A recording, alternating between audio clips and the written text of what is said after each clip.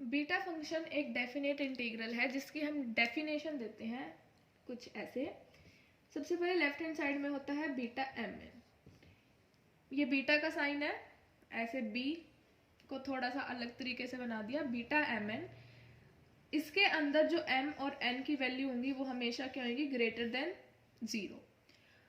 और right hand side में हमारे पास अब डेफिनेट इंटीग्रल है तो इंटीग्रेशन का साइन होगा, डेफिनेट है तो मतलब कुछ लिमिट्स होंगी, तो 0 से 1 हमेशा इसकी लिमिट्स होती हैं। बीटा एम एन इक्वल होता है इंटीग्रेशन 0 to 1, एक फंक्शन इसके अंदर होता है x और एक होता है 1 माइनस एक्स dx। अब x की पावर में कुछ होता है और 1 माइनस एक्स की पावर में होता है, तो उसकी पावर में क्या होता है, अगर इधर है m है तो x की पावर में होगा m माइनस 1 माइनस एक्स, अगर इधर n है तो 1 माइनस एक्स की पावर में होगा n माइनस 1। तो ये हमारी एक इसकी बीटा फंक्शन की जनरल डेफिनेशन है, इंटीग्रेशन 0 to 1 x की power m minus 1 minus x की पावर n माइनस 1 dx। इसका एक एग्जाम्पल देख लेते हैं, बीटा 3,4।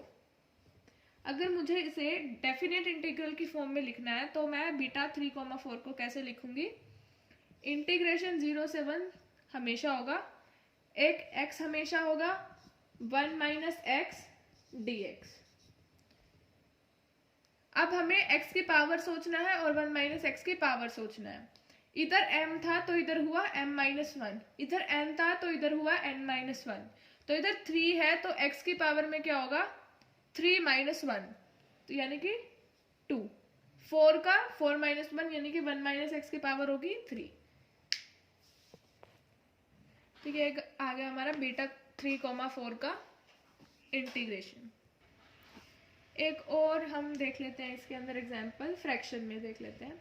m और n हमेशा ग्रेटर देन 0 होगा, अब उससे कोई मतलब नहीं है कि वो फ्रैक्शन में हो या ना हो, लेकिन हमेशा ग्रेटर देन होगा 0 से।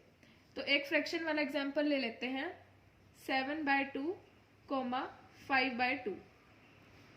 तो अगर मुझे इसका इंटीग्रेशन में लिखना है तो वो क्या होगा, सबसे पहले जो हमेशा रहने वाला है वो हम लिख देते हैं। अब इधर x है और 1 माइनस एक्स है, आप इसे कुछ भी वेरिएबल ले सकते हो, t और 1 माइनस टी भी ले सकते हो, y और 1 माइनस वाई भी ले सकते हो, वो आप पे डिपेंड है।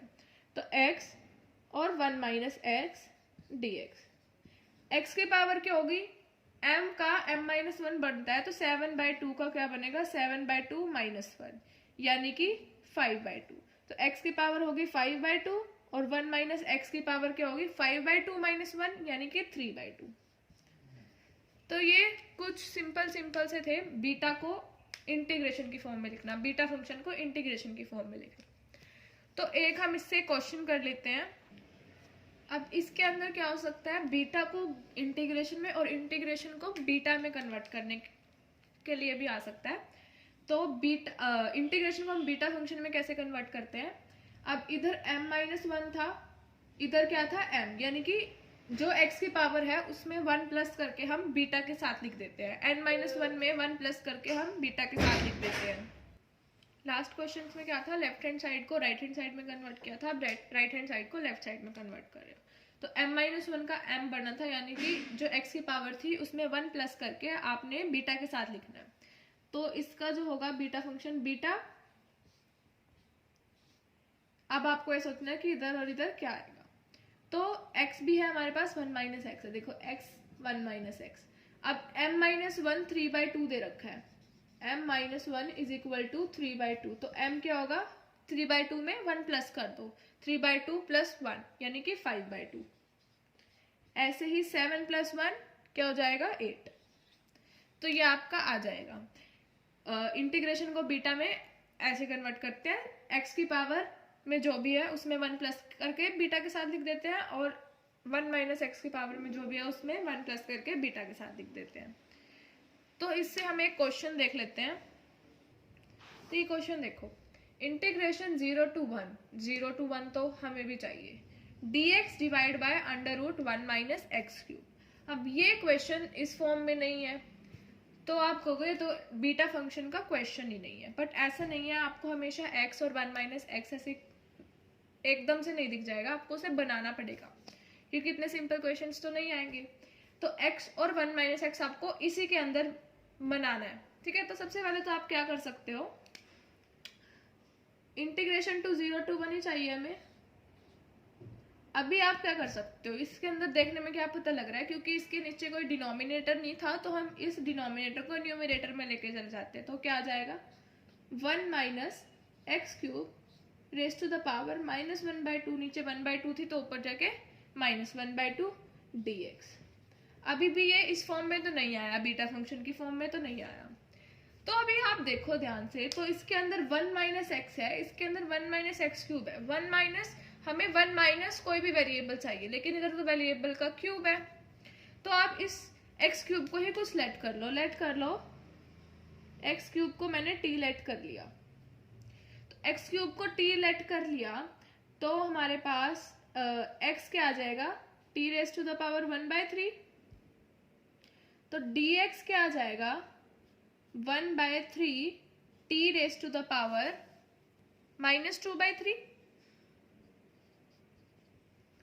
1/3 इसका डिफरेंशिएशन कैसे करते हैं, 1/3 t raise to the power 1/3 -1 यानी कि -2/3। तो ये आ गया आपके पास dx, और x को भी आपने देख लिया कि क्या पुट करना है, x क्यूब का भी पता लग गया। तो अब इसको इसके अंदर पुट कर दो। सबसे पहले आप ये देखो लिमिट्स, क्योंकि x क्यूब की कुछ, x की लिमिट्स कुछ और थी तो t की कुछ और आ सकती है। तो देखो अगर x 0 था तो t क्या होगा, x 0 है तो t क्या होगा, 0 का क्यूब यानी कि 0। x 1 था तो t क्या होगा 1, 1 का क्यूब यानी कि 1। तो लिमिट्स तो हमारी सेम है, 0 से 1। 1 माइनस एक्स क्यूब की जगह आप क्या पुट कर सकते हो, t। तो 1 minus t raise to the power -1/2, dx की जगह क्या आ जाएगा 1/3 t raise to the power -2/3, और इधर dt। डिफरेंशिएशन करोगे तो t के भी करोगे तो dt। ये आ गया। अब आपको कुछ दिख रहा है वेरिएबल t 1 माइनस टी, तो ये तो कांस्टेंट है, इसे तो बाहर ले लो, तो 1/3 आ गया बाहर। Integration 0 to 1। अभी आपको जो m वाली टर्म है वो है खाली वेरिएबल, तो t वाले पहले लिख दो, t raise to the power -2/3 और 1 minus t raise to the power -1/2 dt। ठीक है, तो अब आपको ये फॉर्म मिल गई, तो अब आप इससे इजिली ये बना सकते हो 1/3 एज इट इज जैसे भी था। बीटा, अभी ये रहा हमारे पास वेरिएबल यानी कि x। मैंने कहा था कि x की जगह आप कुछ भी लेट कर सकते हो, t ले सकते हो, y ले सकते हो, z a b कुछ भी ले सकते हो। तो x की जगह यहाँ पर क्या है t। तो इसमें हम क्या करेंगे, t की पावर -2/3 है, तो बीटा में लेके जाओगे तो -2/3 +1 करोगे तो -2/3 में +1 करोगे तो 1/3, तो 1/3 -1/t की पावर है -1/2, तो -1/2 +1 करोगे तो 1/2। तो इस क्वेश्चन का आपका आंसर क्या आ गया 1/3 बीटा 1/3, 1/2।